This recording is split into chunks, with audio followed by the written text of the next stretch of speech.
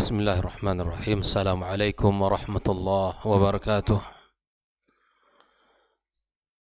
Alhamdulillahi rabbil alamin. Wassalatu wassalamu ala ashrafil mursalin wa ala alihi tayyibin wa ashabihi al-ghurril mayamin wa man tabi'ahum bi ihsan ila yaumiddin. Ashhadu an la ilaha illallah wahdahu la syarika lah, waliyus salihin wa khaliqul khalqi ajma'in. Wa asyhadu anna Muhammadan abduhu wa rasuluhu as-sadiqul amin. Allahumma alimna ma yanfa'una wanfa'na bima 'allamtana wa zidna ilma ya alim.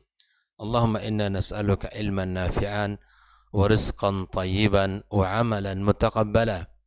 Amma ba'du, kaum muslimin dan muslimat, as-saimin as-saimat, al-mustami'in wal mustami'at rahimakumullah. Alhamdulillah, tiada kata yang paling pantas untuk kita ucapkan melainkan kalimat ats-tsana, puja dan pujian kepada Allah Subhanahu wa taala atas segala nikmat dan karunia yang Allah berikan kepada kita.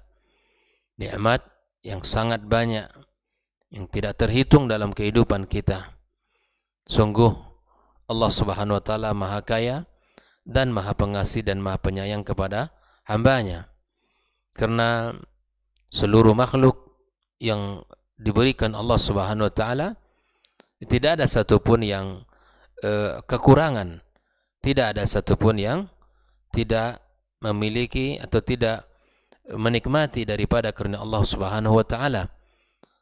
Dan semuanya merasakan betapa luasnya dan kayanya Allah Subhanahu wa taala.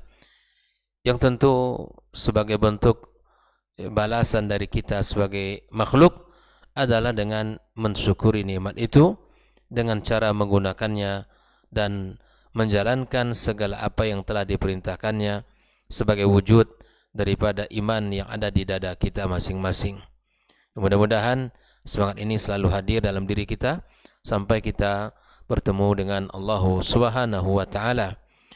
Tak lupa kita mengucapkan salawat dan salam untuk kekasih kita sallallahu alaihi wasallam yang telah menerangkan jalan dengan jelas, yang telah memberikan kepada kita panduan dengan panduan keselamatan dunia dan keselamatan di akhirat, yang mudah-mudahan kita bisa menjalankan, memberikan, mempraktekkan daripada sunnah-sunnahnya dalam kehidupan kita. Kita masih dalam pembicaraan tentang potret orang-orang soleh di dalam menjalankan hari-hari di bulan suci Ramadan. Kita awali pertemuan ini dengan mengucapkan atau membacakan sebuah hadis Nabi kita alaihi salatu wassalam, bahwa di mana hadis ini sering kita baca, karena judulnya hatta yansarifa, sampai bubar. Ini adalah sebuah kalimat di dalam sebuah hadis Nabi kita sallallahu alaihi wasallam, man qama ma'al imami hatta yansarifa, barang siapa yang qiyam bersama imam ya sampai imam bubar, artinya sampai dia selesai bersama imam. Maka para ulama di antaranya Syekh Albani rahimahullah taala menjelaskan apa yang dimaksud dengan hatta yansarifa, ai fa innahu zahirud dilalah atau dalalah ala fadilati salati qiyam Ramadan ma'al imam. Ini menunjukkan keutamaan kita salat qiyam Ramadan bersama imam. Artinya bahwa ketika Syamsul Haq Al-Azim Abadi menjelaskan, ay hasala lahu thawabu qiyami lailatin ta'ama. Orang yang salat di masjid bersama imam, kemudian dia bubar dengan selesainya imam, maka makna daripada hadis ini dia akan mendapatkan pahala qiyam lailah, mendirikan satu malam dengan ibadah dengan sempurna pahala ibadahnya. Bayangkan itu ya. Maka sangat rugi kita untuk tidak melaksanakan tarawih bersama imam, bersama kaum muslimin di masjid-masjid yang terdekat dengan rumahnya misalnya. Dikisahkan pula bahwa Nafi' ibn Umar bin Abdullah, dia berkata, sami'tu ya Ibn Abi Mulaikah berkata, ya, aku mendengarkan Ibn Abi Mulaikah berkata, kuntu aqumu bin nasi fi syahri Ramadan, ya, aku menjadi imam ya bersama orang-orang di bulan suci Ramadan, fa aqra fi raq'ah, aku membaca surat dalam satu rakaat, alhamdulillahi fatiri, ini surat Fatir ya, wa nahwiha wa ma yablughuni anna ahadan yastathqilu dzalika. Nah, jadi ini tidak ada yang merasa berat ya. Ikhwafillah, kenapa? Karena mereka menikmati. Karena itulah tarawih, salat yang penuh dengan ya pelan-pelan. Menikmati di dalam melaksanakan ibadah kepada Allah itu adalah nikmat yang besar. Barangkali memang kita sama-sama salat, ikhwafillah. Ramadan sama-sama qiyam tarawih. Tapi tidak sama suasana hati kita ya. Tidak sama rasa dalam jiwa kita. Ketika Allah Subhanahu wa taala sayang kepada hambanya, maka Allah berikan kelezatan itu di hatinya. Tapi sebaliknya ketika Allah Subhanahu wa taala tidak menyukai hambanya, Allah sibukkan dia dengan urusannya. Dia tidak menikmati ibadah itu. Ya, seperti mana diungkapkan oleh sebagian para ulama, sebagaimana orang-orang munafikin. Orang-orang munafik lebih mudah bagi dia membawa batu besar di atas pundaknya daripada membaca Al-Quranul Karim. Begitu beratnya. Padahal Al-Quranul Karim sebaik-baik kalam. Cukup dibuka Al-Quran lalu dibaca. Tapi orang-orang munafikin lebih mudah baginya membawa beban batu besar di atas pundaknya daripada membuka Al-Quranul Karim. Nah, inilah yang harus kita renungi. Kenikmatan di dalam membaca Al-Quran, kenikmatan di dalam berzikir kepada Allah, kenikmatan kita rukuk dan sujud kepadanya, ya, kenikmatan kita mengeluarkan harta kita. Iya, subhanallah. Ini adalah min a'zamin ni'am, nikmat yang agung yang Allah berikan kepada kita. Nah, jangan sampai ini merasa sesuatu yang sia-sia dalam hidup kita. Tidak ada yang sia-sia. Ya, ikhwah fillah rahimakumullah. Lalu kemudian Al-Hafidh Az-Zahabi menceritakan dari Abi Muhammad Al-Liban bahwa sesungguhnya dia mengatakan adraka Ramadhana sanata 27 wa 400 bi Baghdad. Ya. Ini diceritakan tentang dia menemui Ramadan atau bertemu dengan Ramadan di Baghdad ya. Pada fasalla bin nasi tarawiha fi jami' syahr. Ya, kemudian dia salat tarawih bersama kaum muslimin ya di dalam setiap bulan, artinya dari setiap Ramadan yang ia temui. Faqana idza faraghaha la yazalu yusalli fil masjid ila al-fajr. La yazalu yusalli fil masjid ila al-fajr. Fa idza shalla al-fajr darrasa ashaba wa kana yaqulu lam adha jambi lin-naumi fi hadha asy-syahri laila. Inilah potret mereka ya, bahwa dia menceritakan kalau sudah salat ya maka setelah salat subuh lalu duduk bersama sahabat-sahabatnya memberikan ilmu, berbagi, dan dia berkata kana yaqul ya lam adha jambi lin-naumi fi hadha asy-syahri laila. Aku tidak pernah tidur di malam hari di bulan Ramadan ini. Bayangkan. Jadi di bulan Ramadan malam-malamnya itu tidak dilewati dengan keheningan tanpa makna, keheningan tanpa ibadah. Malam-malam yang gelap gulita tidak boleh berlalu kecuali dengan ibadah kepada Allah Subhanahu wa taala. Begitu ya, potret yang indah. Lam adha jambi lin-naumi fi hadha asy-syahr laila. Aku tidak pernah ya tidur di bulan ini pada malam harinya. Ya, pada malam harinya. Ikhwah fillah rahimakumullah, ada sebuah kisah yang menarik pula dari diriwayatkan bahwa Azhar ibn Mughith termasuk seorang hamba Allah Subhanahu wa taala yang menghidupkan malam dengan ibadah. Lalu dia berkata, ra'aitu fil manami imra'atan la tushbihu nisa'ad dunya. Aku bermimpi, dalam mimpi aku melihat seorang wanita yang tidak mirip dengan wanita dunia. Bayangkan ya, Aku bermimpi dan dalam mimpi aku melihat seorang wanita yang itu bukan wanita dunia. Bukan perempuan-perempuan yang dilihat di dunia ini, bukan. Ya, faqultu laha, siapa engkau? Siapa kamu ini? Yang wajahnya berbeda itu ya, yang sangat menawan dan memikat hati. Qalat Haura, saya adalah bidadari, ya. Faqultu, maka nikahkan dirimu padaku. Artinya diajak untuk menikah sama dia. Maka si wanita ini berkata, ya, silakan engkau lamar aku kepada tuanku, ya, kepada tuanku, dan berikan maharku padanya. Artinya sebutkan maharku, bahwa engkau akan memberikan mahar kepadaku, sampaikan kepadanya. Maka dia berkata, apa mahar yang aku harus berikan kepadamu, ya, sampai aku mendapatkan dirimu? Jelas ya?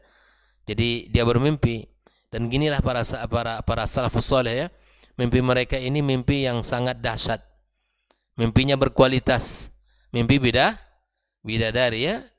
Ya, kalau kita mimpi,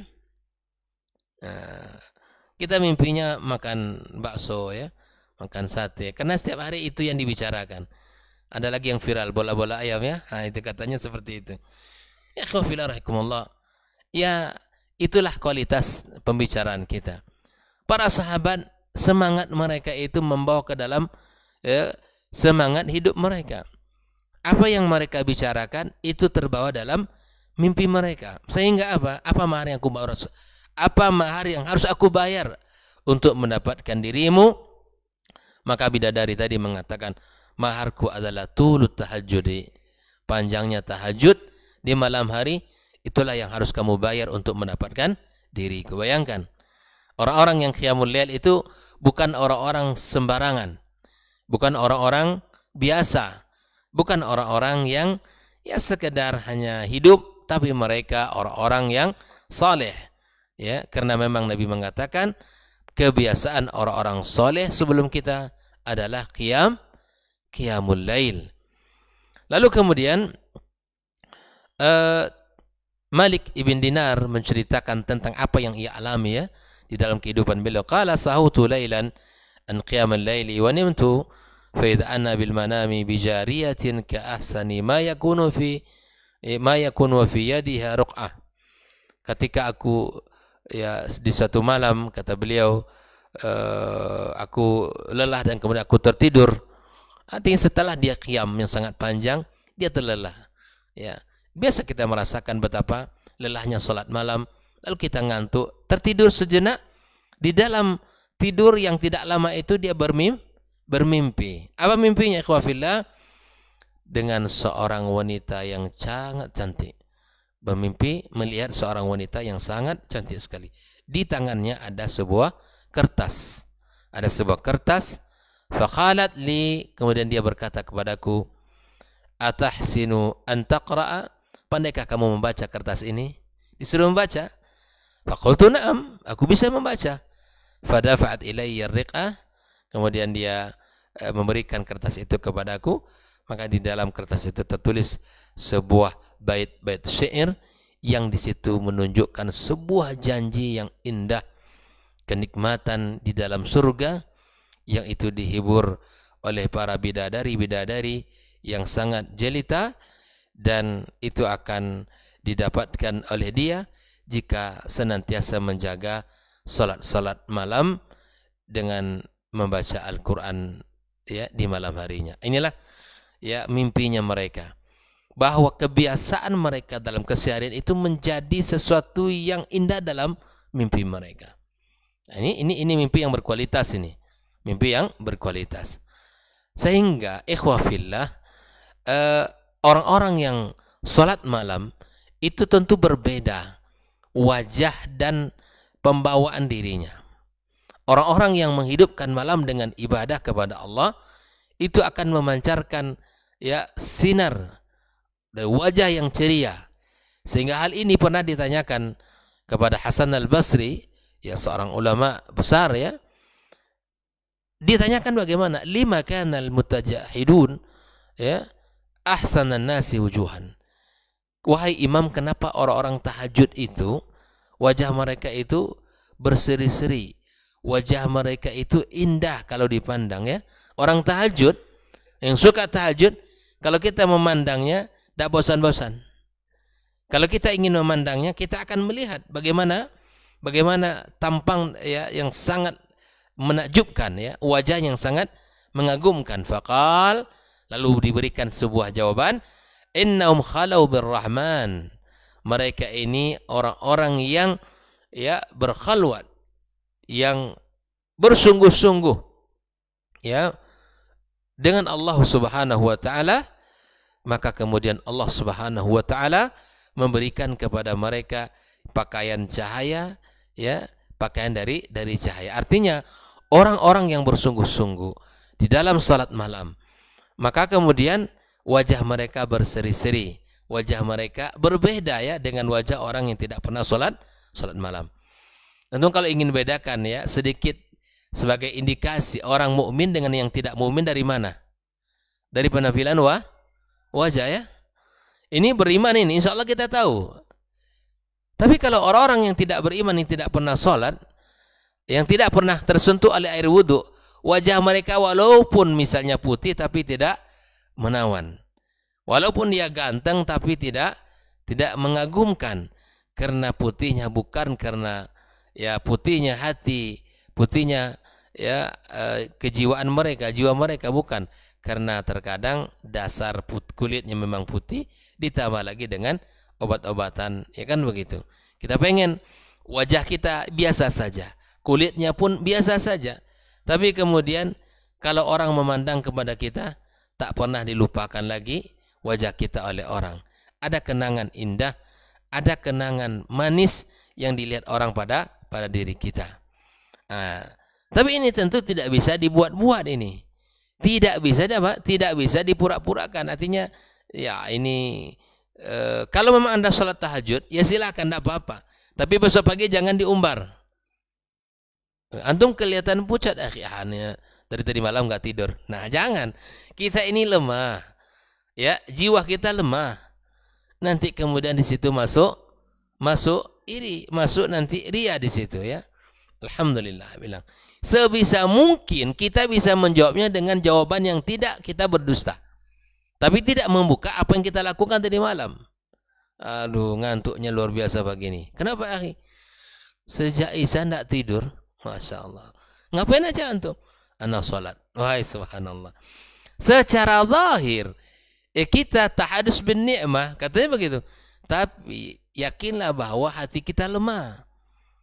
Kebaikan kita ini mesti disimpan, tak boleh diumbar kepada orang. Kelemahan jiwa, kelemahan hati itu akan berakibat ya okelah kita merasa bahwa kita adalah orang-orang yang bisa ya membuat diri kita bisa salat malam.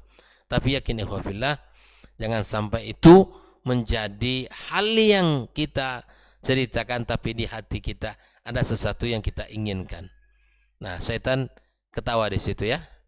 Target pertama dia memang untuk membuat kita tidak mampu sholat malam.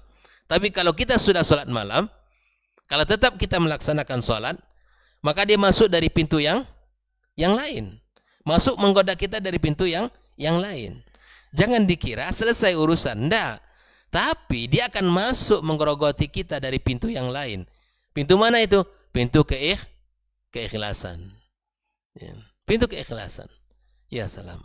Ini ikhwafillah, berhati-hati betul kita dalam skala apapun dalam kehidupan kita, ibadah apapun. Nah, jadi kita sudah tahu kenapa wajah mereka yang qiyamul lail itu berseri-seri, karena al-khalau birrahman, karena mereka ini bisa berdiskusi ya, dekat ya, mereka ini orang-orang yang dekat dengan Allah Subhanahu wa taala, orang-orang yang menghabiskan waktu mereka kepada Allah Subhanahu wa taala. Maka Allah berikan kepada mereka pakaian ya cahaya dalam wajah mereka. Ya. Waruya al-Fudail ibn Iyad fil manam, ya, diriwayatkan Fudail ibn Iyad dalam kondisi tidurnya, faqila lahu madza fa'ala Allahu bika, apa yang telah Allah lakukan padamu? Faqala ghafara li dhanbi, Allah mengampuni dosa-dosaku. Gitu ya. Qala fa bimadza, dengan apa pula? Kenapa Allah ampunkan dosa-dosamu? Qal wallahi lam tanfa'ana illa raka'at kunna narka'uha fi jawfil laili akhlasna an-niyah fiha lillah azza wa jal farahimanallahu biha. Kata Fudail bin Iyad ketika ditanya, kenapa, apa yang telah Allah berikan kepadamu? Maka dia katakan, Allah telah mengampuniku. Allah telah mengampuni dosa-dosaku. Kenapa bisa demikian? Demi Allah, kata dia, tidak ada yang berguna hari ini ya di hadapan kita, di hadapan Allah Subhanahu wa taala, tidak ada satu pun yang bermanfaat kecuali ternyata rakaat-rakaat yang pernah kita lakukan ketika di dunia. Ikhwah fillah. Rakaat-rakaat yang kita lakukan itu yang akan bisa ya menyelamatkan dia. Dan yang kedua, kata dia, ketika niat-niat itu dijadikan hanya untuk Allah Subhanahu wa taala. Bayangkan itu ya. Jadi dua hal yang harus kita pahami. Yang pertama, kita bersemangat di dalam melakukan qiyam karena rakaat-rakaat itu akan menolong kita nanti. Yang kedua, niat yang tulus dan ikhlas, karena itu kunci utamanya agar diterima amal kita oleh Allah Subhanahu wa taala ya. Maka belajarlah dari kehidupan as-salaf, semangat di dalam menghidupkan malam dan semangat di dalam menjaga hati dan niat-niat kita sehingga hanya untuk Allah Subhanahu wa taala. Ikhwafillah, inilah beberapa potret kehidupan orang-orang soleh yang luar biasa, yang mereka ini adalah qudwah dan tauladan kita bersama di dalam menjalankan ya hari-hari 10 terakhir di bulan suci Ramadan ini, agar kita betul-betul menjadi orang-orang yang memaksimalkan waktu dan kesempatan yang Allah berikan kepada kita. Ikhwafillah. Kalau kita melihat Sa'id ibn Musayyib, innar rajula la yusalli bil laili fayaj'alullahu fi wajhihi nuran yuhibbuhu alaihi kullu muslim. Jadi kalau ada orang yang salat, kebiasaannya salat malam, kemudian Allah berikan cahaya di wajahnya, maka ikhwafillah, orang siapapun yang melihat dia menyukainya. Jelas ya? Ada enggak orang yang seperti kita temukan? Ada. Sangat banyak. Kalau kita memandang wajah dia, hati kita mencintai dia walaupun kita belum kenal, belum dekat. Tapi ketika kita pandang wajah dia, wallahi kita akan mengatakan ana uhibbuka fillah. Ya, pasti itu yang akan terlontar dari lisan seorang beriman. Begitulah Allah menjaga ya ukhuwah kita, menjaga kebaikan di antara kita, dan orang-orang yang saleh pastilah dicintai oleh kaum muslimin lainnya. Fayarahu man lam yarahu qad, maka dilihat oleh orang yang belum pernah melihat ya wajah sebelum itu. Fayaqulu inni la uhibbu hadzal rajul, sesungguhnya aku mencintai laki-laki ini. Maka ikhwah fillah rahimakumullah, ketika kita melihat saudara kita dalam ketaatan kepada Allah, kita senang apa yang dilakukan olehnya, maka katakan kepadanya, ya akhi, inni uhibbuka fillah, karena engkau seorang laki-laki yang taat, yang baik, yang selalu menjaga aturan Allah Subhanahu wa taala. Kemudian Sa'id ibn Musayyib mengatakan al-fajr 50 sanatan bi wudu'il isya wa kana yasridu as-sawm. Ya Rabb, seperti yang mana Sa'id ibn Musayyib ini yang digelar dengan Sayyidut Tabi'in, kata dia begini, selama 50 tahun aku tidak pernah absen ya salat subuh, dan itu dilakukan dengan wuduknya isya. Bayangkan, 50 sanatan, 50 tahun dia, ya 50 tahun, bagi 50 tahun bukan sedikit. 50 sana dia salat subuh dengan wuduk isyanya. Bisa Pak deh? Ada? Hah? Kena enggak ada air? Ayan. 50 sana, 50 tahun akhirnya, itu bukan hal yang ringan itu.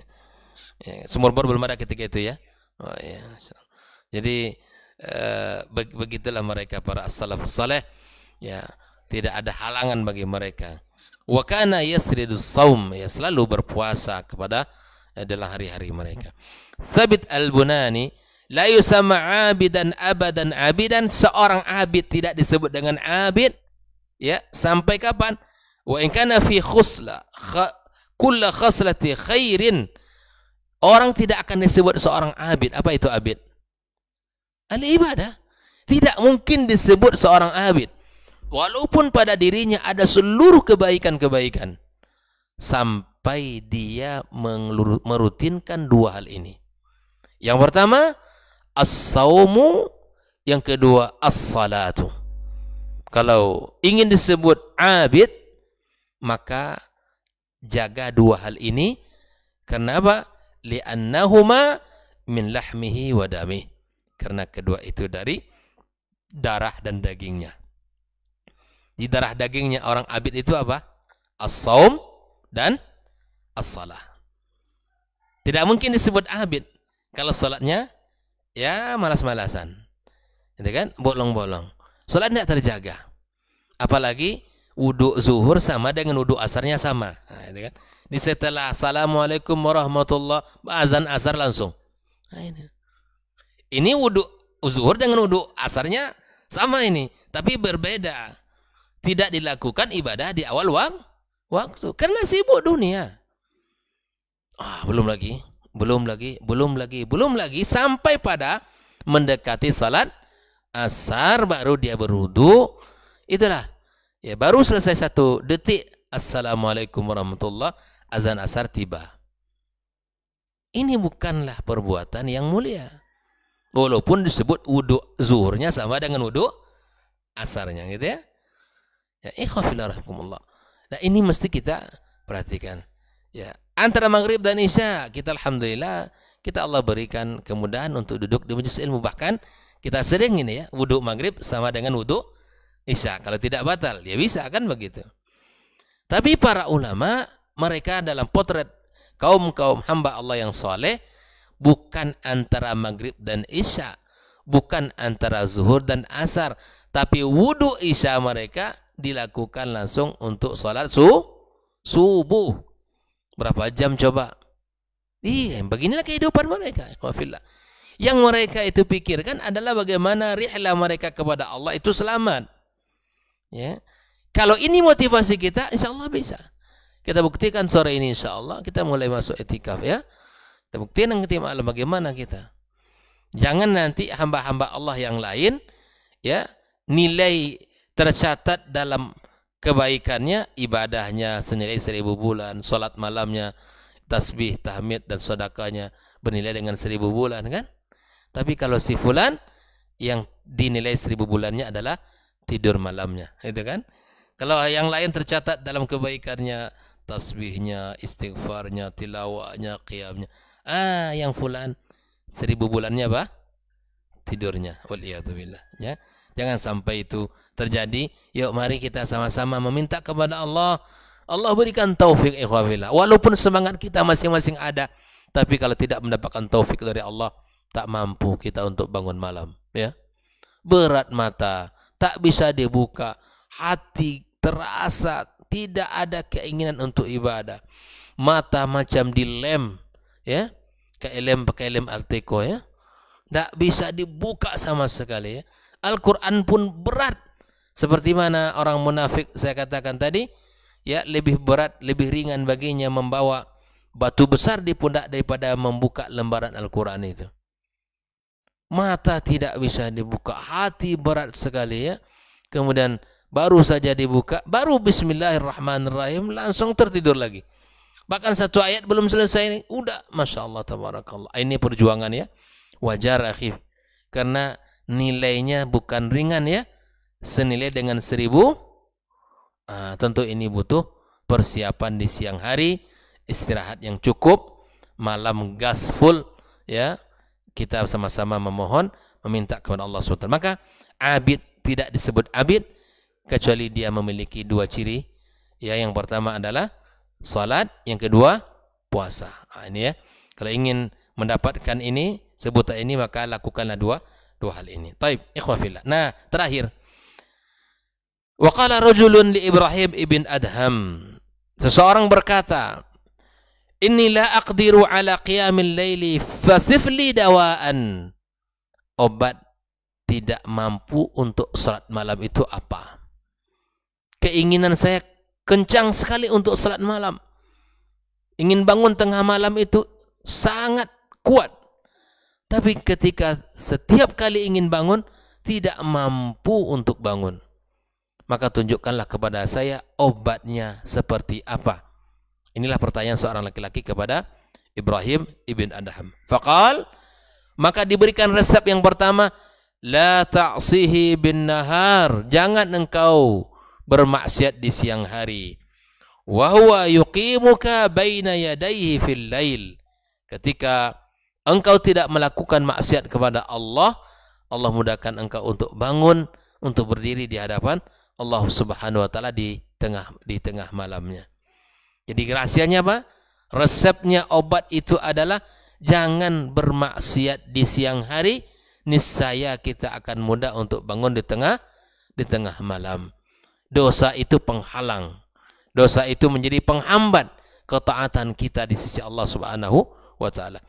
Fa inna wuqufaka baina yadayhi fil laili min a'zami syaraf. Sesungguhnya berdirinya engkau di hadapan Allah ketika berada di malam hari itu merupakan semulia-mulianya keadaan seseorang di hadapan Allah Subhanahu wa taala. Ketika kita berdiri salat malam kita, maka itu adalah keadaan yang paling mulia bagi seseorang di hadapan Allah Subhanahu wa taala. Wal 'asi la yastahiqu dzalika syaraf. Maka orang yang bermaksiat tidak berhak mendapatkan kemuliaan itu. Jelas ya? Karena Anda menjaga diri dari maksiat kepada Allah, Allah muliakan Anda untuk bisa bangun tengah malam. Tapi ketika bermudah-mudah di dalam maksiat kepada Allah, maka tidak berhak Anda diberikan kemuliaan untuk bisa berdiri di tengah malam. Mungkin di antara kita ada yang merasakan seperti ini. Niat ada, gitu kan? Tapi kemudian tidak mudah untuk mendapatkan niat tersebut. Tapi jangan pula tertipu. Yang penting kan niat, sudah dapat pahala. Ini tertipu kita nanti. Ya, yang penting niat salat malam walaupun tidak salat, tidur aja. Ini nggak bisa juga. Karena kenikmatan orang yang melakukan salat malam tidak sama dengan sekedar orang berniat. Makanya kalaulah seandainya kata sekedar para ulama, para penguasa-penguasa, ya, para pemimpin-pemimpin dunia ini tahu apa yang kita rasakan di saat kita berada di tengah malam, sujud kepada Allah Subhanahu wa taala. Mereka ingin mendapatkan itu. Kalau harus mendapatkan dengan cara mencambuk kita, mereka akan lakukan itu kepada kita. Bayangkan. Kalau harus mendapatkan itu dengan mencambuk kita, maka akan cambuk kita. Mereka akan mencambuk kita. Maka itulah mazaq, ya, rasa yang indah dalam hati seorang yang beriman. Abu Hazim menceritakan, laqad adrakna aqwaman kanu fil ibadati ala haddin la yaqbalu ziyadah. Kami pernah menemui orang-orang yang ketika ibadah itu tidak perlu tambahan. Artinya apa? Sudah terlalu banyak, cukup ibadahnya kepada Allah. Dilihatlah orang-orang itu, kalau kita saja melihat, tidak perlu dia nambah lagi gitu. Cukuplah itu menjadi nilai yang besar di sisi Allah Subhanahu wa taala. Wa ra'a Ma'qal ibn Habib qauman yaquluna katsiran. Ya, ada orang dilihat oleh beliau ini, dia makannya terlalu banyak. Faqala ma tara ashabana yuriduna ayusallu al-laila. Bahwa kalau sudah banyak makan itu tanda tidak ada orang ingin salat malam. Kenapa demikian? Karena kalau sudah tegang, urat perut, urat mata, kandar. Kalau sudah tegang di sini, berisi di sini, mata kita tak akan bisa bersahabat dengan kita. Makanya kalau puasa itu, ya, berbuka itu bukan ajang balas dendam, satu hari tidak makan, bukan. Ini Masya Allah tabarakallah, ya. Ada sebagian menjadikan ajang balas dendam, satu hari tidak makan nih, gitu kan. Langsung semua nak dimakan di sana itu. Akibatnya fatal. Tarawih kita, ya, berantakan. Maunya punggung kita ini nyandar terus, gitu kan. Atau kita ingin berbaring terus, mata tak mau dibuka, gitu ya. Ya, jangankan kita banyak makan atau banyak melakukan aktivitas, ya, terkadang istirahat pun kita di siang harinya tetap saja kita merasakan, ya, ngantuk dan seterusnya. Ya, mudah-mudahan dengan kita mempelajari potret kisah kehidupan para as-salaf tentang bagaimana mereka menghabiskan hari-hari mereka ya menjalankan waktu-waktu mereka. Semoga bisa menjadi pelajaran mahal bagi kita bersama, dan semoga bisa menjadi ibrah bagi kami dan kita semua. Semoga Allah Subhanahu wa taala berkahi pertemuan kita pagi ini. Wassallallahu ala nabiyyina Muhammadin wasallam. Wa subhanakallahumma bihamdika asyhadu an la ilaha illa anta astaghfiruka wa atubu ilaik. Wassalamualaikum warahmatullahi wabarakatuh.